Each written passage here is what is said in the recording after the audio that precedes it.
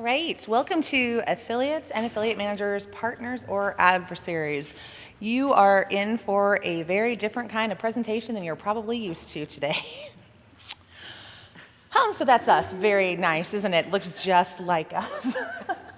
I think, looking around the room and knowing a lot of you, we all understand that affiliate and affiliate manager relationships are at the heart of affiliate marketing.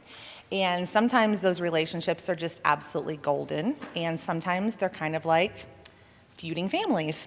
At the end of this presentation, we're not expecting that you're going to walk away with a list of 10 things to implement tomorrow, or a plan of attack for your site, or plugins that you should immediately install. But really what our goal is that you're going to leave here with some new perspective, and some perspective on how to work better together. Because I tell you, when the affiliate and the affiliate manager relationships work well, that's when you will really grow your business.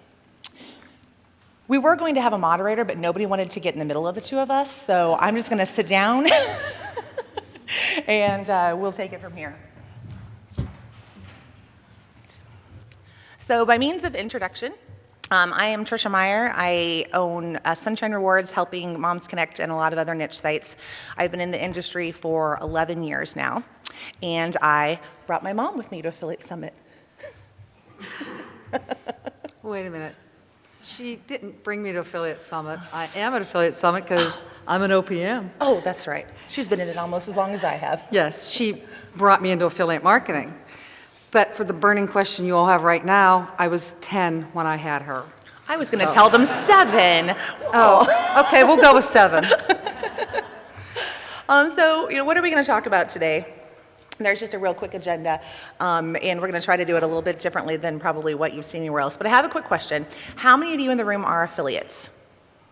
Right. And how many of you are affiliate managers or OPMs? And I'm not going to ask how many of you are both affiliates and affiliate managers, because we're going to talk about that at the end, Joe. Joe. All right, are we ready for round 1? Round 1 is on. Okay, so we're going to talk a little bit in round 1 about recruitment and joining programs, because we have really different perspectives on this. So this is going to be a little bit about how the affiliate managers and OPMs like to recruit versus how affiliates actually like to be recruited, and really what each side could be doing better in order to do a better job in the recruitment process. So Cindy, talk a little bit about what you think affiliate managers should be doing and what's effective and the kinds of things you do to recruit. First off, about what do affiliate managers like to see in an application. When you apply to our programs, we look at a couple different things. One thing, we like to see your email address, because there's no reason to hide it, because if we need to get in touch with you, we want to have your address. We want to see what sites that you have that you're promoting. And I know a lot of times you have a main site, but you have a lot of other sites also. And your main site might not be the one that you're actually going to be using for our product, for that particular merchant. So you need to make sure you include all your sites whenever you fill out your application for whatever network that it is through, or whatever program that you're trying to get into ours. It's just really helpful, because you may get turned down if we don't think it's a proper fit, because you didn't give us the proper site that you're going to be advertising. We want to know how you're going to promote us. How do you promote us? Do you do newsletters to your readers? Is it just a banner farm? Are you going to put content out there about us? Are you coupons? Are you a loyalty site? How are you going to promote us? That makes a difference to us also. And it's not because we want to turn you down based on that. We want to approve you based on that. So don't think that if you put something in there, it's going to be like, oh, they're just turning me down because of it. But we really do need to know how you're going to promote us. And it also helps us, when we reach out to you, give you ideas on how to promote that particular merchant. If you are rejected, and it does happen, and sometimes just because of the reasons that I've talked about, reach out to us. Let us know that you're concerned. Really, whenever affiliates do reach out to us and they do explain more to us, a lot of times, probably 75, 80% of the time, we go ahead and approve you then. So it's really important, if you really think you should be in that program, reach out to us, whether it's an IM, whether you Skype us, whether you just send us an email or whatever. Reach out to us and let's talk about it. Don't just walk away and be bad-mouthing us to somebody else. You don't want to apply to that program because they turn everybody down. give us a chance to explain our end of it also, and we're going to give you a chance to explain your end and why you want to be in that program. What are some common reasons why an affiliate site might be rejected from your programs? Well, it goes back to some of the merchants. Some of the merchants may not allow coupon sites. Maybe they don't have coupons. Their site isn't even set up to be able to take a coupon. So why put a coupon, in that merchant? Some of them may not allow a loyalty site. If I go to your site and all I see is banners everywhere, you're not getting in. I can tell you that right off, because that's not giving our merchant really any good exposure. It's just banners all thrown across the page. So that would be one of the reasons we would reject you. Another reason, and personally, and it's something that I think maybe a lot of affiliate managers and OPMs look at, and some of them don't, I personally do not like sites that when I go to, I have to click on see this code. I don't like that. So chances are, if you have that type of a site, you're going to be, with our agency, you're going to be turned down. Maybe not, not true 100% of the time, but pretty good chance of it. So for those of you who came in a minute late, I'll get you up to speed real quick. I'm an affiliate. She's the affiliate manager. She's my mom who had me when she was 7. Right. I trained her well. All right, so, from my perspective, one of the things that I hate the most are what essentially to me are spam from merchants. And you get these emails that say like, dear site owner or whatever, and then it's very obvious it's just some kind of mail merge. And it will say, especially we think that you're a perfect fit for our program. And then I look at what they're actually selling, and it is not even close to a fit for my site. And I look at that and think, why in the world would they have even sent me this email? Well, there's a really good reason, because a lot of affiliate managers are too lazy to actually go look at the sites, or they have such high quotas that they don't have time to go and look at the sites. So they just take their list, they merge it together, they send it to all of us, and they hope that basically, like cold calling, enough of us will respond to them. And that just does nothing for me, because now I've been in the industry long enough that when I see those, I can tell. And what would work better than that mass email approach would be if it actually said something in the email about why we're a good fit. If you said that you have visited Helping Moms Connect and you see that we have a lot of products on there for middle-aged women, and that you have products that are geared toward that demographic, and give me just a little bit of information about your site, then I'm going to read that and think, okay, they took a look at my site and they know what my site's about, and they really think we can be a good fit. I'm not just a number to them. I'm somebody that they really think that I'm going to make some money and they're going to make some money too. Do you like when they put your name on there? Does that spark your interest also? It kind of depends. First and last name, no, definitely. Because if it's first and last name, I know they just merged it in. If it says, hi, Tricia, that's more helpful than if it just has like a basic site owner or hello or something like that. But I know it could still just be a merge, so that level of personalization is not quite enough for me to buy it anymore.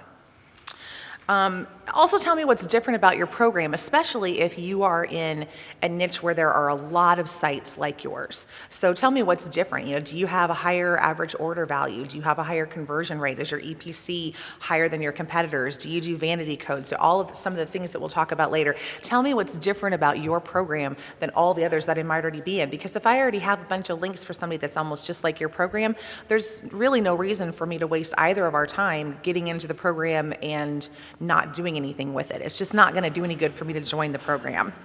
But it does make me wonder sometimes, honestly, when I get things like that, I wonder how many affiliate managers are paid purely by the number of affiliates they get into the program.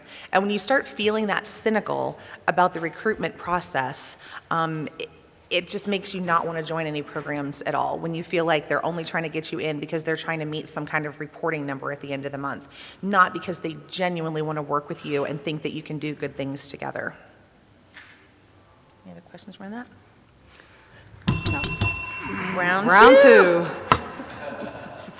All right, so once you've kicked off this initial affiliate manager relationship, you've kind of got your foot in the door. The next thing you have to do is work on that communication, and I think we have very different ideas about what is effective communication in affiliate marketing. This statement that you'll read right there, affiliates don't read their newsletters. It isn't the affiliate manager's fault. They missed information. I so hold true to that. Every month, we send out newsletters to all, for all of our merchants, to our affiliates. In those, we include a lot of information, maybe if they have new product, what promotions they're running, a lot of good information there. And I'm actually just trying to make it easier for the affiliates so you don't have to go digging around and get information. I'm sort of dropping it in your lap, so you need to take advantage of it.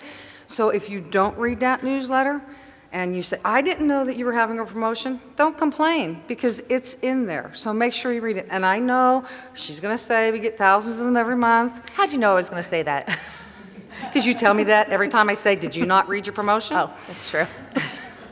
But I guess you have to maybe sort of pick and choose, and you'll get to know over time which newsletters are worth reading and which aren't. And we don't make them long. It's not like it's going to take you 20 minutes to sit and read that newsletter. It's like very bulleted points, and it's going to take you... Even if it's 1 minute and I get 1,000 a week, I don't have 1,000 minutes to read newsletters. Well, just make sure you read the ones from Greg Hoffman Consulting. I'll think about it. Problem solved.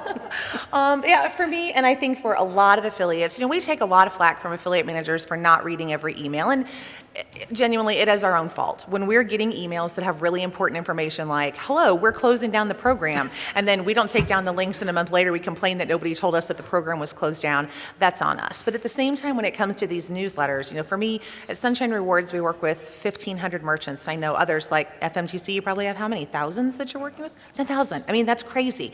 Who can read 10,000 newsletters every week? I don't have the staff to read every single one of the newsletters. So although the newsletters are important, as Cindy said, it's about prioritizing what's in those newsletters and making the newsletters so that we want to read them. And there are a lot of things that you can do. If you're just sending out a standard newsletter that just has, these are our deals for the month or just the same information all the time, just don't expect that the affiliates are going to read them. Just don't have that expectation.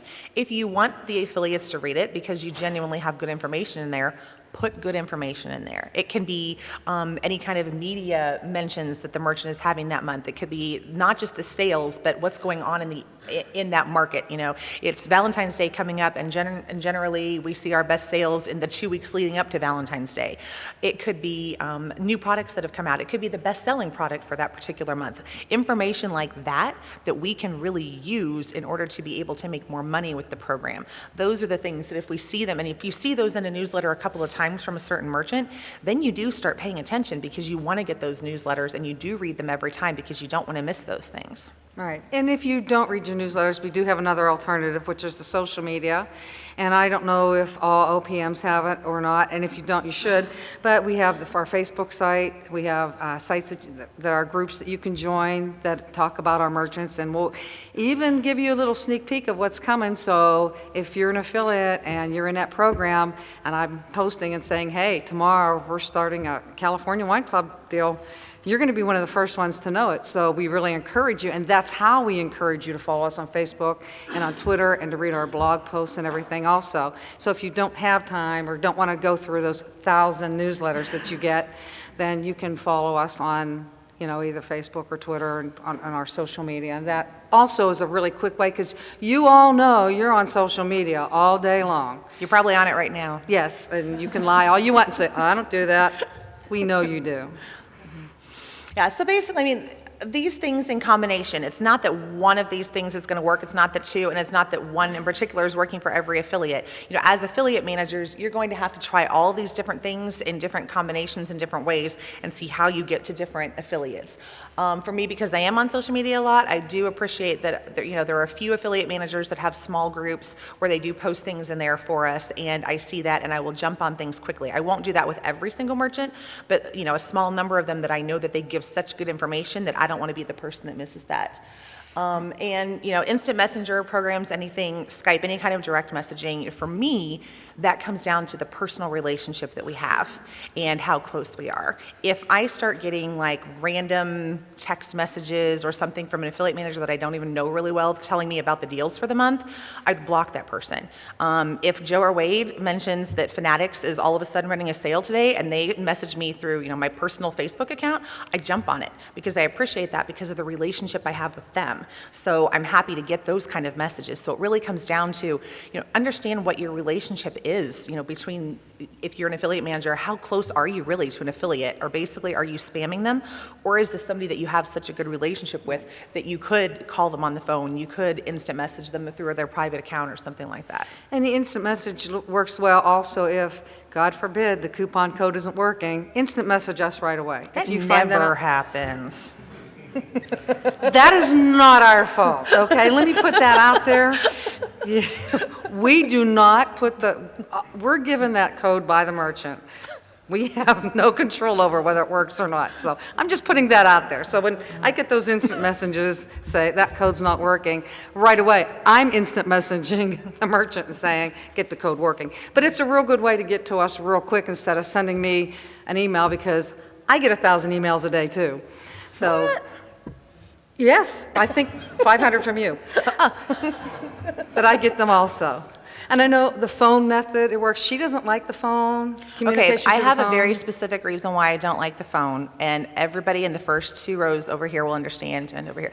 I talk more than anybody on the planet. So if someone calls me, you're not going to get off the phone with me. So I just don't want you to call me, because both of our time is valuable. So if you message me, then we'll get things taken care of really quickly. If you call me, you're going to be on the phone with me for like 2 hours. So that's, for me, why I don't like the phone. I know other affiliates, it might be because they're working from home and they have their kids, or they're actually at a different job all day and they can't be called at that job on their cell phone whenever they're working on their their hobby affiliate sites. So there are a lot of different reasons that not all affiliates like to talk on the phone, but conversely, there are some affiliates who just they like that kind of communication because they don't want to have to read and try and understand. They just want someone to jump on the phone with them, answer the question really quickly, or explain the process to them really quickly and jump back off again. I wish I was one of those kind of people, but I'm not. We use that mainly for newbies, I guess, because they like to hear your voice. They like that little personal touch. And we have to sometimes walk them through a network or walk them through how to do things. Generally, somebody like Tricia, I wouldn't call. Yeah, because okay. You wouldn't want to waste your time that long on the phone. But we do talk the newbies on the phone a lot, and we're not on the phone all that long with them. I mean, I think it's just easier for them when you make a phone communication with somebody that's just getting into affiliate marketing and they're trying to wrap their head around everything that you've thrown at them in your email. It's just easier to talk to them on the phone. So that's really about the only time I'd say that we have phone conversations. If an affiliate manager were to cold call me, I would probably never work with them again. Like the cold call thing on the phone, I just don't understand. Like if you can send me an email with all of the information in it, introducing yourself, at least it's all there and I understand it and I can respond to you when I get a chance to respond to you. When I get the phone calls from people saying, I found your phone number here or there and I wanted to talk about our program, I just don't even understand that method. Right. The direct email obviously won't work with Tricia. So if you're wanting to get Tricia in any of your programs, don't direct email because you're just one of the 1,000 that she gets in a day. That sounds so conceited. It's not conceited. You might want to IM her instead. I do use direct emails a lot, but I guess sometimes it's really fun because I'll go out to a site and maybe it'll be like a cooking site or whatever because we have a lot of merchants that deal with cooking.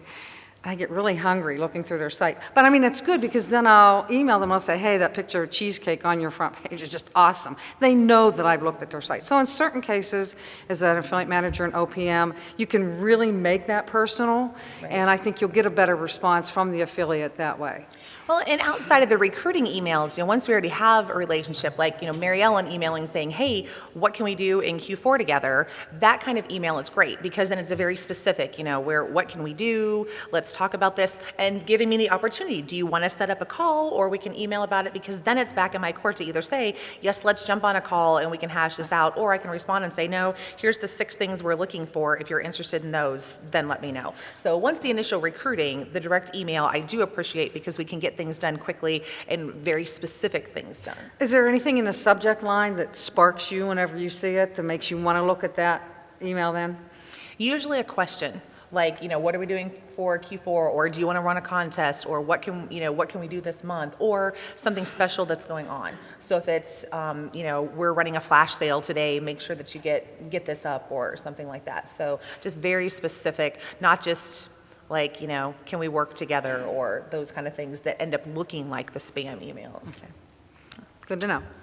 Blog posts, I don't know if everybody, I think a lot of you in here that I'm looking around at OPMs and affiliate managers, you do blog posts. So for the affiliates, I would recommend subscribing to those blog posts, because a lot of times they're going to have the information also that you're not reading in your newsletters, or if you're not using social media. Yeah.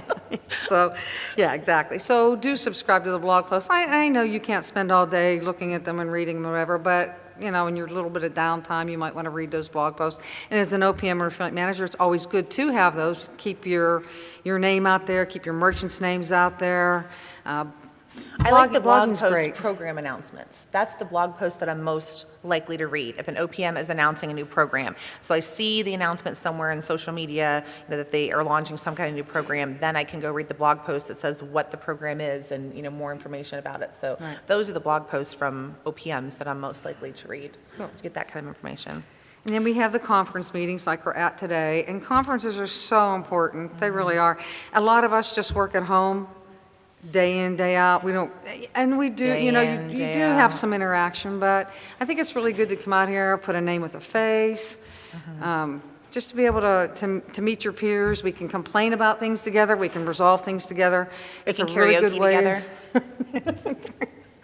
We can go to karaoke together. It's that individual interaction, because I think, I know we're going to say this like a million times in the next 45 minutes, but it's the personal connection. It's that relationship, because once I've met you at Affiliate Summit or Think Tank or CJU or wherever that is, and we start to have a personal connection, I want to work with you. I want to make money for you. I want to be a part of your programs, because we're friends now. Well, some of you were friends. Hopefully more of us will be friends soon too. Once we become friends, that's what you do for friends. And even if it's that you have, 1,000 or 3,000 affiliate marketing friends, that's okay. We can all be friends, and we can help each other, and we can all make more money that way. So really the best way, the conferences and the different meetings, any opportunities that you have to meet people one-on-one. But the one thing that you have to remember is that the personal connections are almost sometimes, and a lot of times, not going to result in immediate money.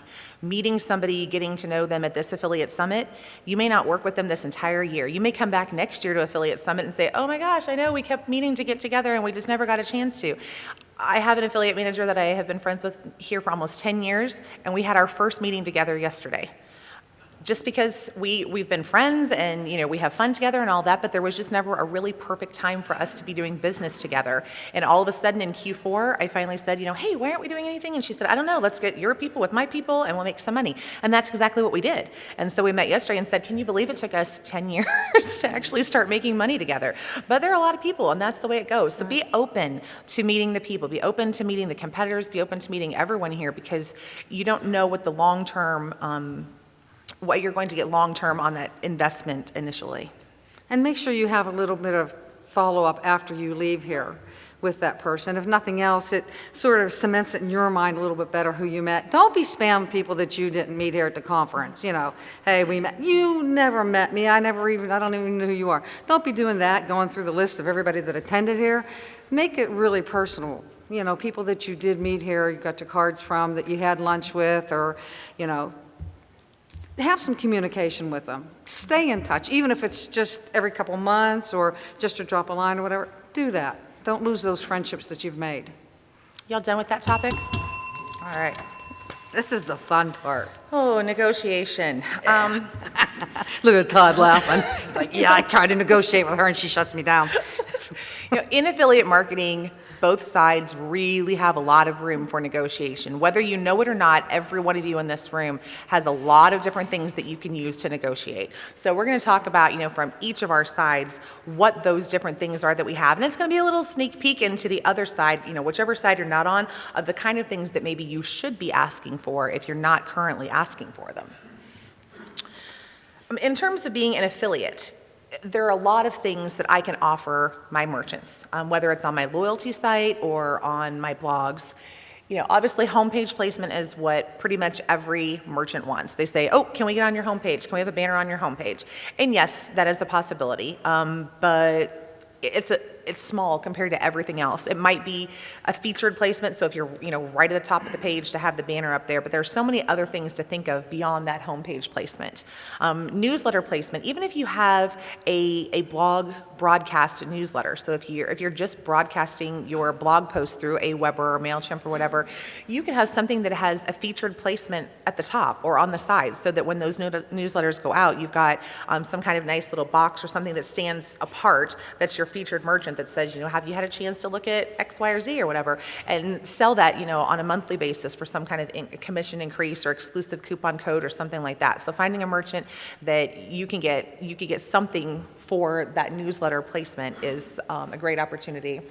Blog and video reviews, at this point you all know there are a lot of bloggers, and there are bloggers like everywhere in that hallway and all the blogger conferences that are saying, give me a product and I'll do a review for you. Give me money or extra commission and I'll do a review for you.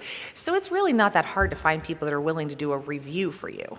We need to take that further as affiliates. If somebody's willing to do a full-on video review, if they're willing to show, everything, we, with our wine club group for our video reviews, we promise our merchants a lot for what we get in return. We are going to show a full unboxing of what came in the mail. We're going to talk about the pricing. We're going to talk about how you can use, it as a gift. We're going to talk about all kinds of different things in that video. We're going to actually show everything. Then we're going to take pictures as a part of that process for the blog post. Those are going to be on Flickr. Those are going to be on our blog. We're going to pin those pictures. So put together a package that says, when I do a review for you in exchange for, whatever it is you're asking for, here are the 6 things that I'm going to do. It's not just going to be, I will take 3 original pictures and do a write-up of it. No, go further than that. Tell them that you'll do the video, where you're going to promote it on your social media, everything that you're going to do with that product review. On the social media mentions, you can build that into part of your negotiation tactic to say, we'll mention you X number of times on our Facebook page, X number of times on our Twitter. We'll put you in our Instagram account, once a week or something like that. So use those social media mentions, whatever it is that you have and where your people are, use that. And find out from the merchant where they want to see those. There could be merchants that don't care at all about Instagram. Their products they don't care. It's not part of their business strategy. They're not monitoring anything on Instagram. They're not doing any hashtag analytics or anything like that. If that's not important to them, it's not going to help you in negotiating with them. So understand what your merchant's looking for. Do a little research. See if your merchant is on Twitter. See if they have a Facebook page and how many followers they have. You'll be able to tell if they have a whole lot of Facebook fans, that they're putting money into Facebook and that they want more mentions on Facebook. So include that you will tag them on Twitter, you'll tag them on all the different social media platforms. Featured merchant in a category. If you have like shopping categories on your site or specific product review categories or things like that, offer to be the merchant to be a featured merchant. So you're going to set aside real estate on your site that's going to feature that particular merchant, whether it's the first place spot in a list of reviews or it's above the entire category, or if it's just having a box at the top that says this is our featured merchant for this. We all know that people tend to click higher on the page for the most part. So offering some kind of featured category for the merchant is another negotiating tactic. We need to understand as affiliates that we have to do something. We have to do more in exchange for asking for the things we're asking for. Affiliates need to offer more in exchange for increased commissions and free products. Gone are the days of going to merchants and just saying, give me stuff and I'll write about it. Those days are over because we as bloggers are a dime a dozen now. So you need to really consider your audience, what you have, what real estate you have on your site, be specific and offer that when you start your negotiations. Thank you. I like that. Next. Oh, no. Oh. I get my say yet. We do have some negotiating room also as OPMs and affiliate managers, but you have to remember we have a merchant to answer to. So while you can get mad at us all you want because you want something that we can't offer you, it's basically because we have somebody that's paying us to represent them, and we want you to make money too, but we're sort of in the middle. We're like the realtor that's listing the house and selling the house, and we have to please both sides. So we're trying to negotiate and make it fair to both sides, but we still have somebody that we've got to answer to. So in our negotiating, you need to take that under consideration also and just say, why can't you do this or that for us? Well, because we have a merchant that really has to make a little money or they're going to shut that program down anyhow. You won't be able to be in it. So think about that whenever you're asking about negotiating. We can send products to review for a lot of the merchants. Some, obviously there's some type of merchants that you can't do product reviews for, but we love the That sounds like reviews. a challenge. Challenge accepted. Now you threw me off. I'm old. Don't do that to me. But yeah, we can send you products to review. They're not for your Christmas presents or for your kids' birthday presents. come on, They're tell that actually story. no. No, they may be here. They're We'll really, talk about that they're later, not. too. They're not. Looking around, they're not. But we want a good review. It has to follow the FTC guidelines. Like Tricia says, go that extra step for that review. And we'll definitely negotiate, a little better deal for you, maybe higher commissions, bonuses, take advantage of the social media also that our merchants might have in your reviews. That earns a little more points towards negotiating. So we do like product reviews, we really do. We can give you exclusive coupons. We can get vanity coupons for you. And I'd like to couple, whenever you're doing a review, an exclusive coupon for you to also use to try to help push that sale over the edge. And people, they like this Flirty Apron product, and now they're going to get 30% off on it too. That gives them incentive to buy. So ask, whenever you're talking to the affiliate manager, ask them about a coupon to go along with that review, because that really does help it. Don't make that coupon be a month or 2 months, 3 months long. Make it maybe a week, 2 weeks at the very most. You want to make that, make some urgency, to use that coupon. So do combine that in your reviews. We can sometimes do commission increases, sometimes, temporarily, or if you're a niche site about our product, we can go ahead and usually do a little bit better on a commission increase for something like that. That's something that the affiliate managers really need to use to be able to get those type of affiliates into your programs. Give them a little bit more commission than what you're going to give just a site that's really not going to be concentrating on that particular merchant. It's a really good tool to get them into your program too. Prizes, you can give away prizes, any reviews. And I'm sort of torn on this, and I tell anybody that wants to do a review for me, because they'll say, oh, can we do a giveaway? We can generally do a giveaway, but human nature is sort of, I'm going to win that prize, so I buy it. Absolutely. So you may be cutting your own sales off whenever you do that.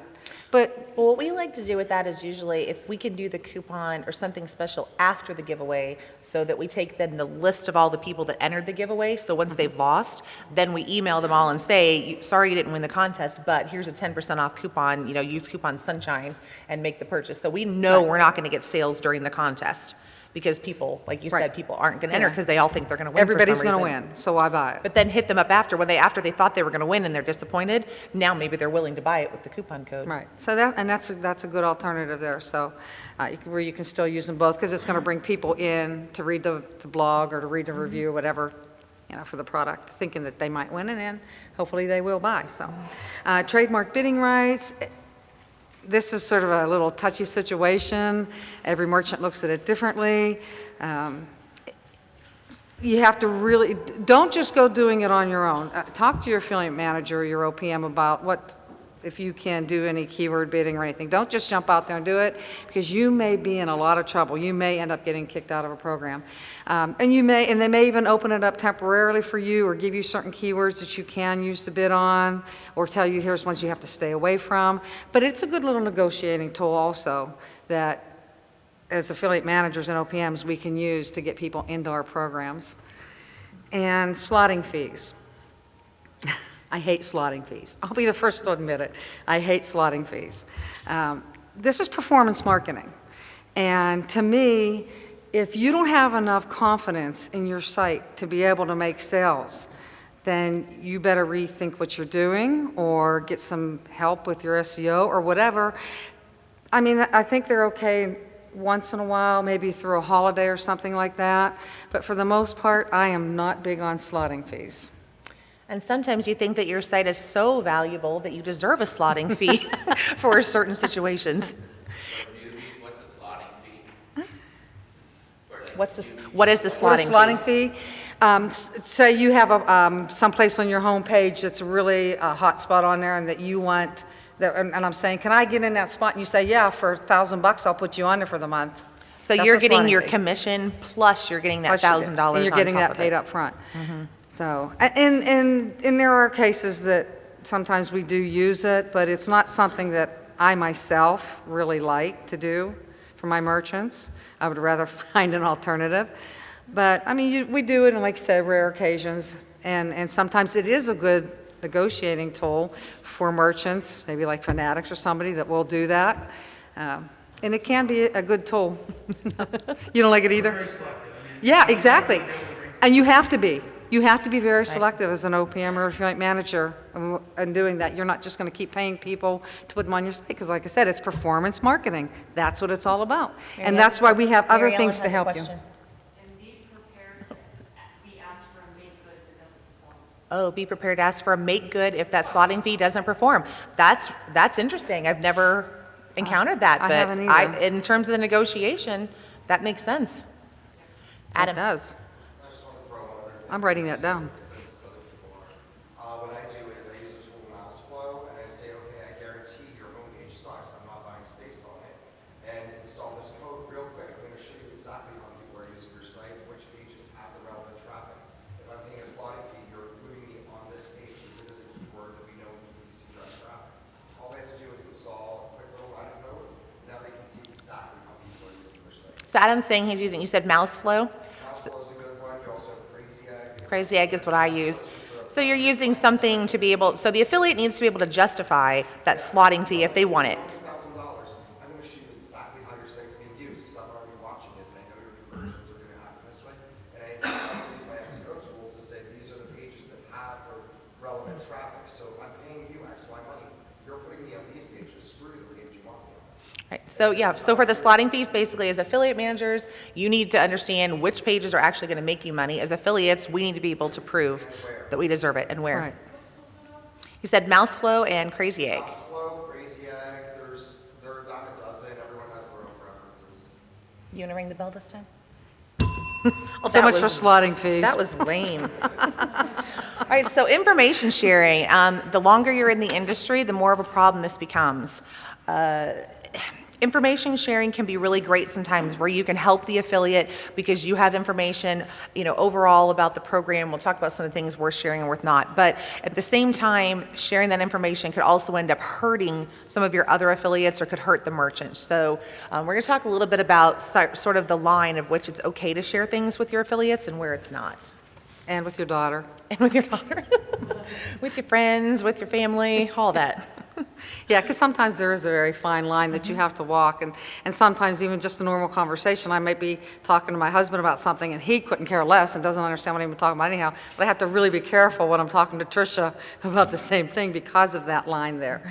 So, I mean, and it's important, if you have families in it, but also friends, or, because there's a lot of affiliate managers there that are good friends with their affiliates also, so there is a line. So here's some things we think you should. Yeah, here's the things that we definitely want to share with you, the overall program stats, especially if they're really good. We're going to share those with you. The type of sites that are doing well, and there again, that sort of comes back to whenever you apply for our programs, and we can go down our sites and say, on our merchant sites, say, hey, these are really doing well, so these are ones that you definitely want to be having your program, and we're open to definitely going to tell you that, and that's a good way for us to get affiliates in them also. Products that are selling well, I ask my merchants all the time to send me the list of their best sellers, so I can share that in my newsletters with my affiliates, and Mary Ellen does that with Jane too. We get Yeah. the Jane ones and we get I mean, a lot it's of a great so tool. What's selling best? Because they don't know. You don't know what to We don't promote. know. I don't even know. I mean, I know wine, but I don't know what the best wine is that's selling, or So that information to be shared, and it helps the affiliates prepare blogs and know what to talk about and how to reach out to their readers also. So what products are selling well? If you're an affiliate manager, OPM, make sure that you're relaying that to your affiliates. The top performing links and coupons, very important. It's really important for them to know what banners might be working best, what links might be working best, what coupons. If we've given them a dedicated coupon, then I'll ask the merchant to let me know how many hits that had, how many sales that had that month or that year, that 6-month period or whatever. If it's not working, there's no use doing it. Let's try something else, because everything doesn't work the same for every site. So a lot of it's hit and miss, so we want to stay on top of that, work with the affiliates on that, and share that with them. Upcoming deals, I love to give them about a day's notice, so I know that you have room maybe in your newsletter to be able to put it out the next day, and we want that. So pay attention to the upcoming deals that we're going to be sharing with you, and it's important for the affiliate managers to share that. And know that your affiliates are busy. They do need a little bit of notice. You drop it on them that morning, they may not be able to do much with it that day. Some of you may have to add coupons manually all the time. Some of you don't. Some of you use a service to do that, like FMTC, but others don't. So give them a little bit of notice of the coupon that's coming out. And merchant-specific information, there again, it goes back to nobody knows the merchant better than the merchant. We have to ask them about them so that we can share that with the affiliates.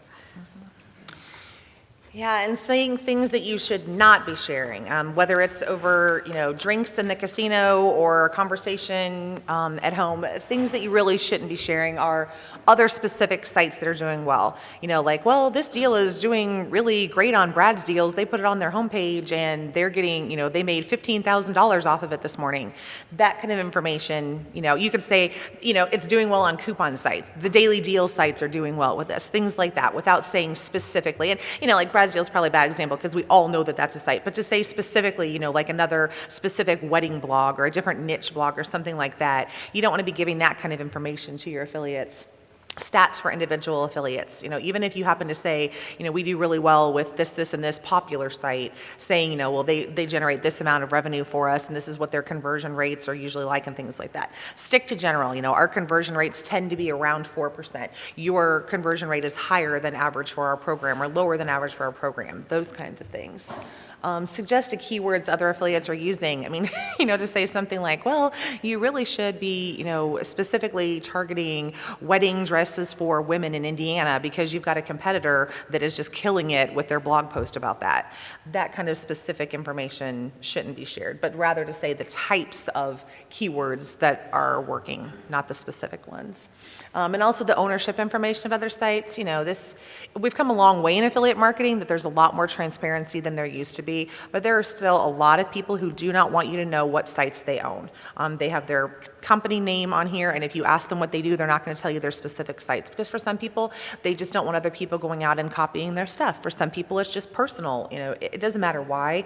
If I were to say, hey, can you tell me what the other top 3 wine club affiliates are and what their names are? And, so I can go out and contact them, or I can go scope out their pages and figure out how we can do it better.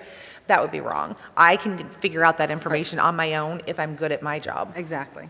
One of the things you brought up was the stats for individual affiliates, and while we can't give individual affiliates names, like she said, I can say, and if I see that your conversion isn't where it should be, along with the program that other affiliates have a higher conversion rate than what you have, I will go to you and I'll say, what's the deal here? Why is your conversion rate so low? Let's take a look and see. I can't give you a specific name.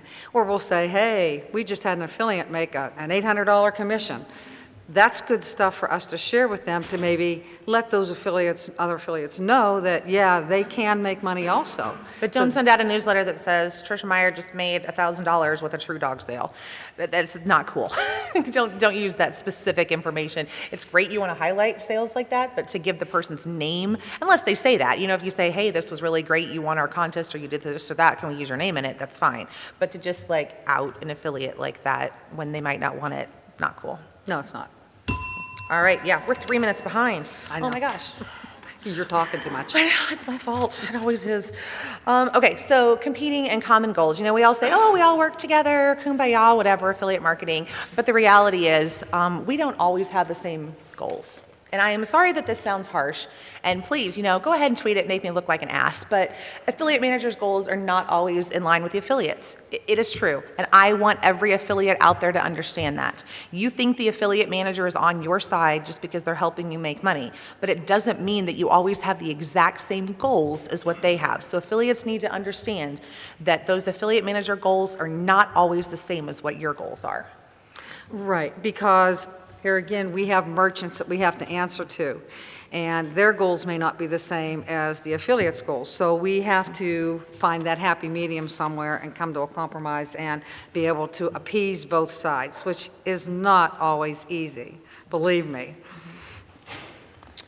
Some of the things that, in terms of the common versus competing goals, since we have to get through this kind of quickly, obviously, the merchant wants the program to be big, and we want the program to be big. Right.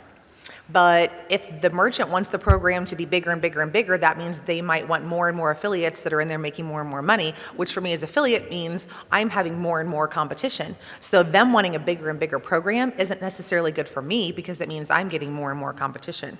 Same with the overall commissions paid out. As an affiliate manager, you want to be paying out a lot of commissions. The merchant loves getting all these sales and paying out these commissions, but for me, that might just mean that I have a lot more competition, or that my competition is now bumping me down and they're starting to make more money. The number of active affiliates. If you want to have a great number of active affiliates and you want to have a broad range of coupon sites and content sites and all that, that's great. But the number of active affiliates for me, again, just means more competition. Which affiliates make the most money in the program? Do you care? You just want us all making money. I want you all making money, which make the most. There again, I think it depends on the program, what type of affiliates I have in that program, because I don't always have the same even balance number of affiliates. I don't always have niche sites, coupon sites, blogging sites in all my programs. So. Now, Cindy, cover your ears because you said you don't want to talk about this part because it's all of your infighting with other affiliate managers and all that, so you cover your ears. I don't know if some of you know this, but there are actually OPMs that try to kind of make deals with affiliates to get kickbacks from the affiliates in order to, they might offer them something special and then they would get money back for the amount of money that the affiliate's making off the program. There are some things like that, that kind of go on behind the scenes where you might have an affiliate manager who's actually rooting for other affiliates in the program to do better because they're getting something out of it. And you would have absolutely no idea that anything like that was going on. So just be aware, that there are some things like that. So be a little bit cautious with the amount of information that you're giving and how much you trust your affiliate managers if you haven't really established a long-term relationship with them yet. And for the record, an affiliate has never offered me an incentive. Hint, hint. They have never offered me an incentive. Okay, not true. I am sending the grandkids down for spring break.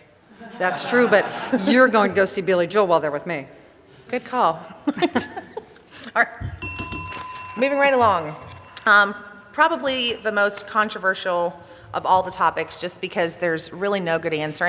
And, for me, this is where the lawyer comes out, that I can see pros and cons of affiliate managers who are also affiliates. I don't think that there probably are some affiliate managers out there who are affiliates in their own programs, but I think that is very rare. We're not talking about that kind of situation where they're trying to intentionally screw over their affiliates. It's not that.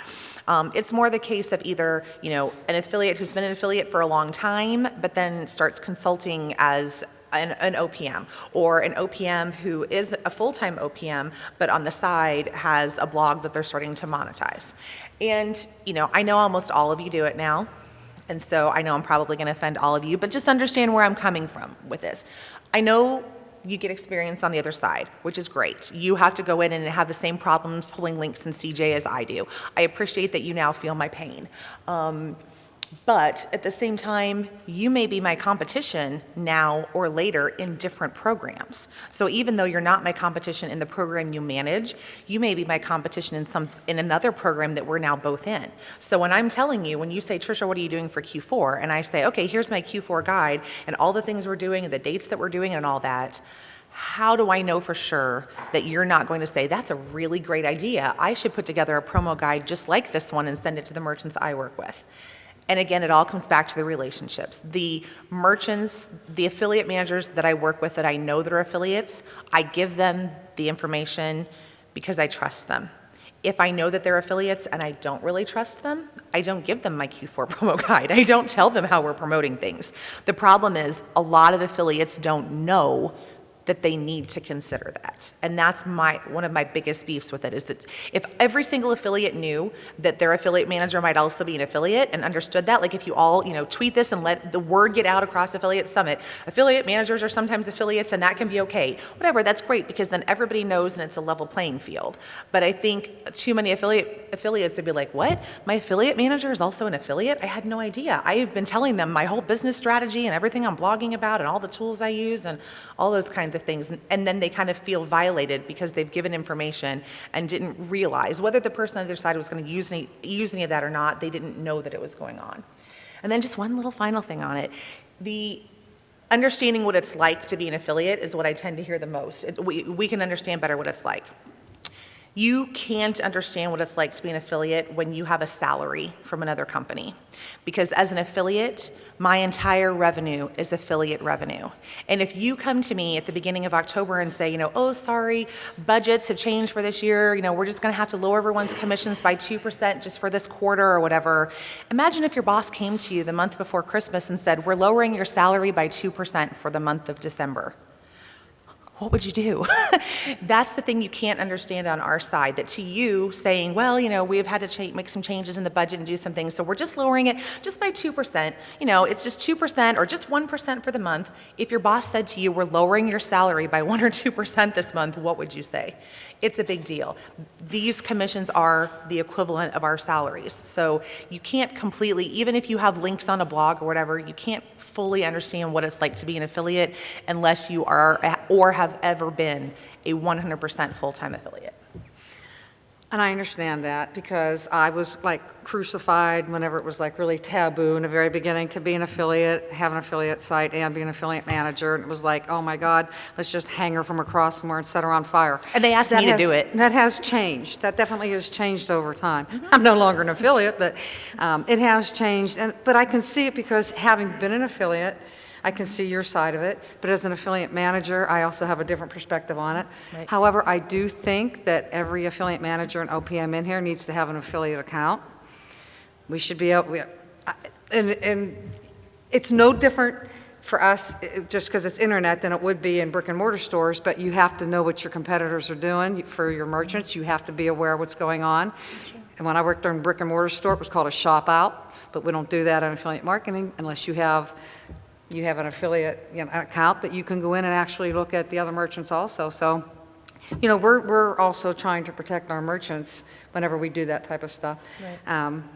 So I can sort of see your point, but you have to be open about it. You can't pretend that you don't have an affiliate site. If you're an affiliate manager, don't pretend you don't have an affiliate site. Just embrace it, yeah. As long as you're open about it and honest about it, then we know, and it's our fault if we don't know, because if we paid attention to you and got to know you, then we would know that you had affiliate links, in other places too. So, yeah, and again, it's like this, relationships and trust. The whole thing, it comes down to that. You want us to trust you, don't give us any reason not to trust you. Right, don't use their ideas. All right, so we have just I think about 10 minutes for questions from the audience before we close this thing out. Nicely worded, Microphone? gentle questions. There's a microphone in the middle. Could you step up to the microphone? Oh, okay, we'll just Okay. repeat it.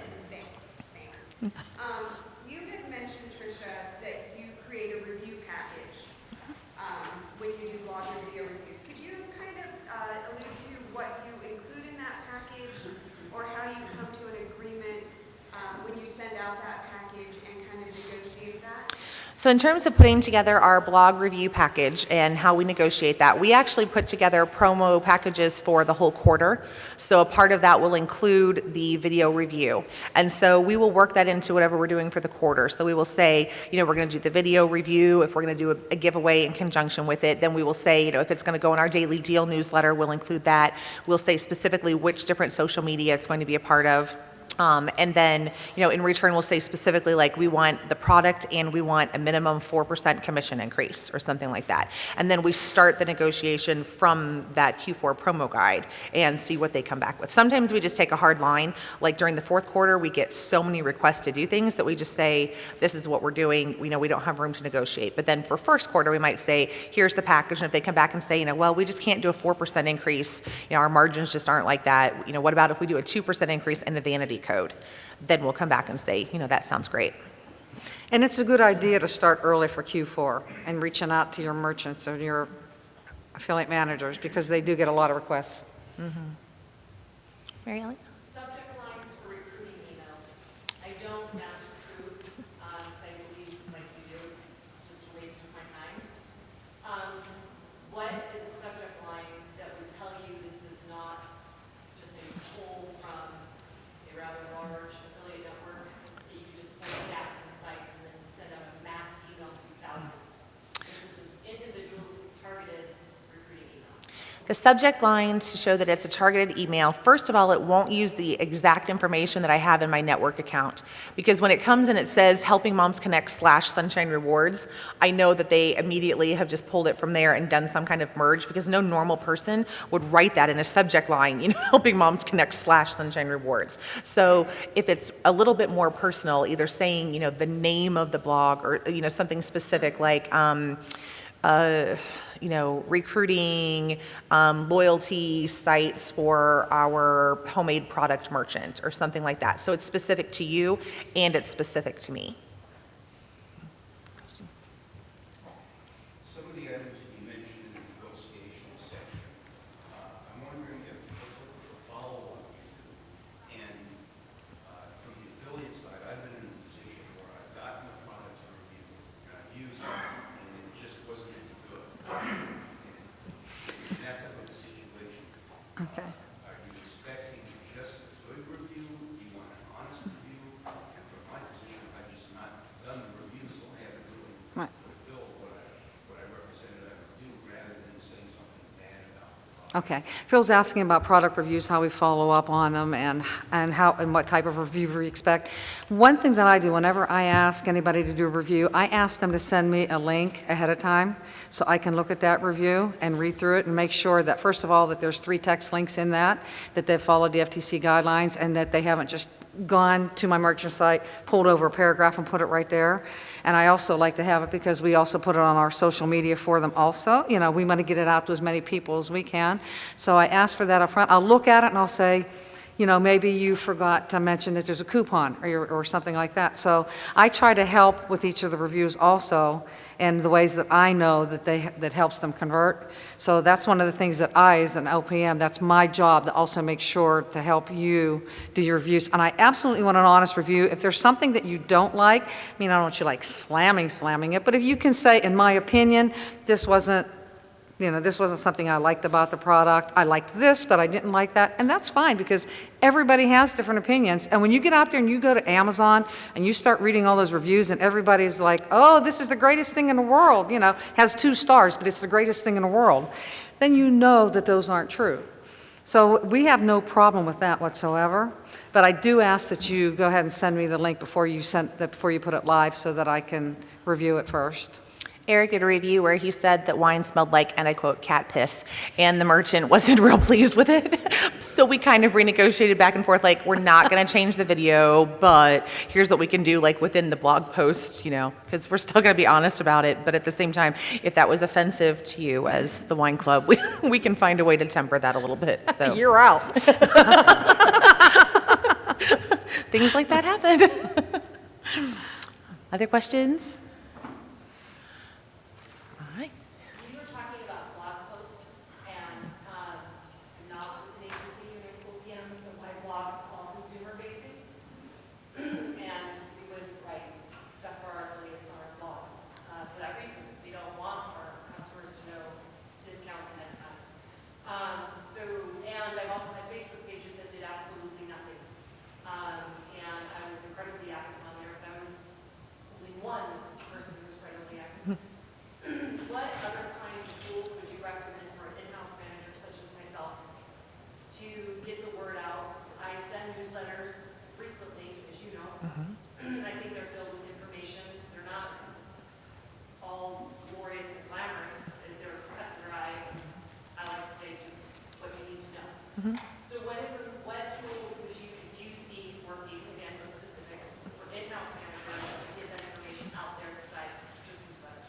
Well, I know that some are specifically just taking some shortcuts with that information. So if you have that, and then you have, like, you can tweet out that the email has been sent with today's top sellers or something. So for those bloggers that really are active on Twitter and they pay attention to that more than their email, that heads up to say, oh wait, I didn't realize that I had an email on that or something. Just combining it so you're not doubling the amount of work, because you can't double the amount of work you're doing as an in-house affiliate manager that's just you running your program. You can't do that. You've got to find more ways to connect those. And if you have the Facebook group, maybe it's not about having to be really active. It's just taking that same content and putting it in 2 different places that you're not really, and even if you can find different tools to use just to duplicate that content across, because it's going to be different people looking in different places. It's not me that reads an email and it's in a Facebook group and follows you on Twitter. It's going to be, 10% here and 20% there. So use the same content, but just put it into different places.